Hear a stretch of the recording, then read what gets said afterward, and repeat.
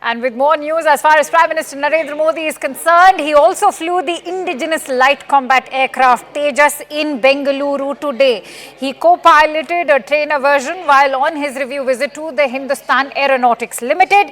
This makes Prime Minister Modi the first Prime Minister in history to fly a sortie in an indigenous fighter. Prime Minister's visit has come at a crucial time as the Indian Air Force has recently issued a tender to HAL for the purchase of 12 advanced Sukhoi 30M Mark 1 fighter jets. Prime Minister Modi later also posted on X and he said, let me quote, "The experience was incredibly enriching, significantly bolstering my confidence in our country's indigenous capabilities and leaving me with a renewed sense of pride and optimism about our national potential." Meanwhile, politics has also erupted over this entire matter.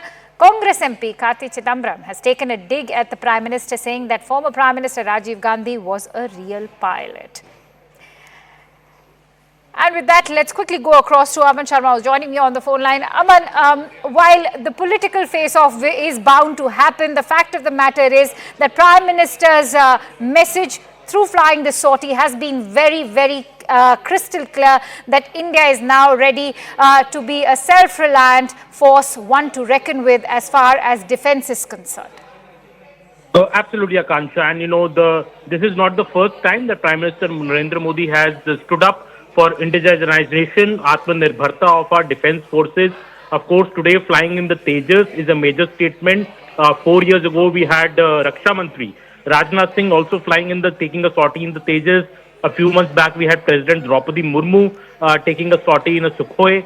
So essentially, the Modi government trying to send out a message that we are moving towards our own defense preparedness through indigenization. I would point out that the Tejas aircraft, the first version of this aircraft was inducted into IAF in 2016. And this is originally an idea of former PM, Mr. Atal Bihari Vajpayee. Currently, 2 squadrons of the IAF, the 45 Squadron and the 18 Squadron, are fully operational with the LCA Tejas. And under the Modi government, an order worth over 36,000 crore rupees for delivery of 83 LCA Mk-1A aircraft has been already placed with HAL. The delivery is scheduled to begin from February 2004. So in a way, the Modi government has been going full ahead with the Tejas aircraft. In fact, many other countries have evinced interest in importing Tejas from India. So that is a very heartening thing for India, that far from now totally being an exporter of fighter aircraft earlier, we are now in a position to export fighter aircraft. Also, a major missing factor in India was that we didn't have our own aircraft engine for our fighter aircraft to further promote that indigenization. When the PM had gone to the US in June this year, we had negotiated a deal with the GE engine for transfer of technology to India. So not just we are manufacturing our own fighter aircraft in India now. The day is not far when India will also be able to manufacture the aircraft engines also indigenously through transfer of technology. And this is also a message to our adversaries on the borders, be it Pakistan or be it China, that how prepared India is to take on them in the eventuality if it arises at any point of time. Absolutely, Aman, and very rightly pointed out by you that how India is now taking its defense capabilities internationally as well. Remember, several countries, including the United States and especially the defense giant GE Aerospace, have shown tremendous interest in Tejas, in buying Tejas. Having said that, do highlight how the Modi government's also given a boost to India's defense capabilities, something that was also highlighted in April earlier this year by our Raksha Mantri Rajnath Singh, when he said that India's defense exports have reached an all-time high.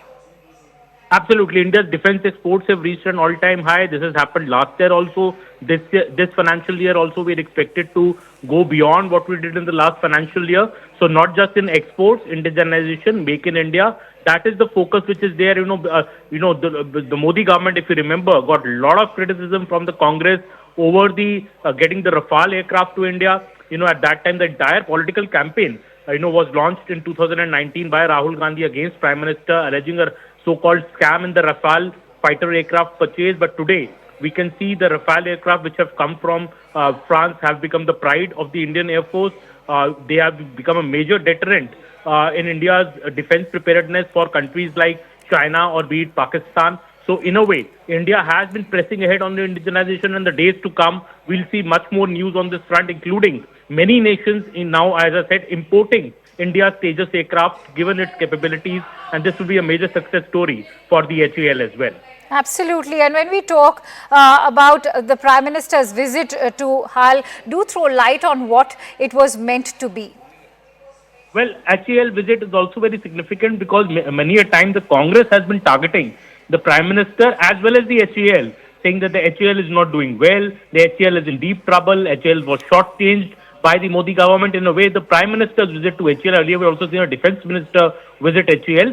This is also a messaging that, the government is firmly behind HAL. It's the premier arm which is on the forefront of this entire indigenization process, and be it HAL or be it the DRDO, the Indian government, the Modi government especially, leaving no stone unturned to give them funds or give them the expertise or give them all the help that is needed to make India more self-sufficient and strong on the defense front. Many thanks to you, Aman Sharma, for bringing in all those inputs and breaking down that entire story for us.